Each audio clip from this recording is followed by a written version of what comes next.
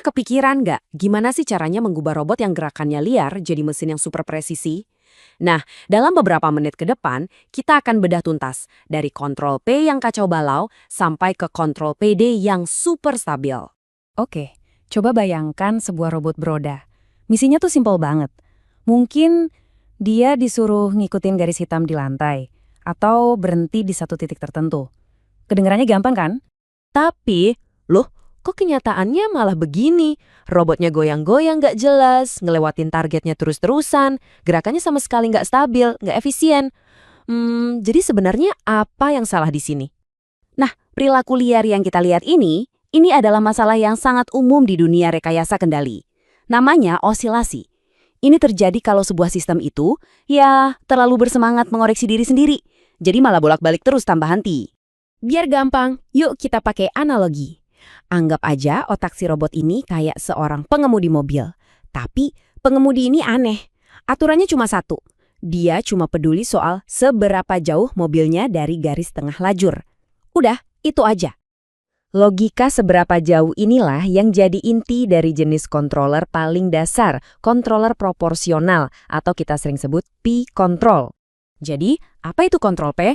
Prinsipnya itu simple banget. Semakin besar errornya, atau selisih antara posisi dia sekarang dengan targetnya, semakin kuat juga aksi koreksinya.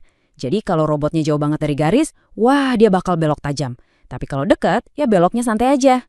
Kalau kita tulis rumusnya, ya sesederhana ini. Aksi kontrol yang dikirim ke motor itu cuma hasil dari error dikalikan sebuah angka yang kita sebut KP atau gain proporsional. Anggap aja KP ini semacam knop agresivitas si pengemudi tadi. Makin gede nilai KP, makin agresif juga dia banting setirnya setiap kali ada error. Nah, tapi disinilah letak masalahnya. Pendekatan yang cuma reaktif begini punya kelemahan fatal. Kita sebut ini jebakan overshoot atau kebablasan. Coba deh lihat grafik ini. Garis lurus horizontal itu target kita. Nah, gelombang naik turun ini adalah gerakan si robot. Masalah utamanya, robot ini tuh nggak punya rasa soal momentumnya sendiri. Logikanya cuma, wah aku jauh dari target, gaspol. Akibatnya pas dia sampai di target, kecepatannya masih tinggi banget dan ya gitu, kebablasan. Jadi ya gini, kayak lingkaran setan aja nggak ada habisnya. Error besar, koreksinya kuat, robot ngebut ke arah target, momentum bikin dia ngelewatin target. Begitu lewat, dia deteksi error baru di arah sebaliknya, terus dia ngebut lagi buat balik arah, dan lewat lagi. Terus aja begitu, persis kayak pengemudi kita yang baru sadar harus puter setir setelah mobilnya nyebrang garis tengah. Untungnya, ada solusi yang keren buat masalah ini. Kita perlu kasih si pengemudi kemampuan buat memprediksi. Kita butuh semacam rem cerdas. Nah, di dunia sistem kendali, rem cerdas ini kita sebut aksi derivatif atau D-action. Kontrol derivatif ini cara kerjanya beda banget. Dia tuh nggak peduli seberapa besar errornya sekarang, tapi dia peduli sama seberapa cepat error itu berubah. Kalau robotnya melaju kencang banget menuju target, si aksi D ini bakal teriak, "Woi, pelan-pelan, nanti kebablasan." Dia berfungsi persis kayak peredam. Jadi jelas ya bedanya. Kontrol P itu reaktif, cuma lihat posisi sekarang.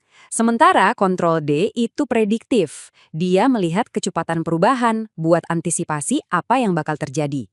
Oke, jadi apa yang terjadi kalau kita gabungin dua kekuatan ini? Kekuatan pendorong dari si P dengan kekuatan pengereman dari si D. Nah, kita bakal dapat yang namanya controller PD, sebuah sistem yang jauh lebih stabil. Kalau di matematika, gabungannya kelihatan kayak gini. Aksi kontrol totalnya itu adalah penjumlahan dari aksi P yang dikali KP ditambah aksi D yang dikali KD. Gampangnya gini, KP itu ibarat gasnya, ngasih tenaga buat sampai ke target. Nah, KD itu rem pintarnya yang ngerem biar nggak kebablasan. Dan dampaknya, wah drastis banget. Cuma dengan nambahin komponen D, osilasinya bisa turun drastis. Sistemnya jadi jauh lebih stabil dan bisa dikendalikan. Kelihatan kan dari perbedaan di grafik ini? Nah, ini dia hasilnya. Cantik kan kurvanya? Robotnya bergerak cepat ke target, terus melambat pas udah mau dekat, dan akhirnya berhenti pas di tujuan. Overshootnya minim banget, jauh lebih elegan dan efisien. Oke, teori udah. Sekarang pertanyaannya, gimana cara kita ngobrol sama robotnya? Gimana cara kita masukin semua ini ke dalam kode yang bisa dibaca sama otaknya si robot, yaitu microcontroller? Ternyata nggak serumit itu loh implementasinya. Lihat deh cuplikan kode ini. Pertama, kita hitung error yang sekarang. Terus, derivatifnya kita hitung dari selisih error sekarang sama error yang sebelumnya. Terakhir, kontrol signal yang kita kirim ke motor itu cuma KP dikali error ditambah KD dikali derivatif. Persis banget kayak rumus yang tadi kita lihat. Jadi yuk kita rangkum sebentar. Pertama, kontrol P itu reaktif dan sering bikin osilasi. Kedua, aksi D itu prediktif. Dia berfungsi kayak rem cerdas buat meredam. Ketiga, kalau kita gabungin jadi kontrol PD, kita dapat sistem yang cepat sekaligus stabil. Dan yang paling penting, semua ini bisa langsung kita program di microcontroller. Oke, robot kita sekarang udah stabil nih, udah nggak goyang-goyang liar lagi. Tapi, mungkin nanti kamu sadar ada masalah baru. Robotnya berhenti deket banget sama garis, tapi nggak pernah tepat di atasnya. Selalu ada error sisa dikit yang nggak mau hilang. Nah, gimana cara ngilanginnya? Itu kita bahas di kesempatan lainnya. Terima kasih sudah menyimak.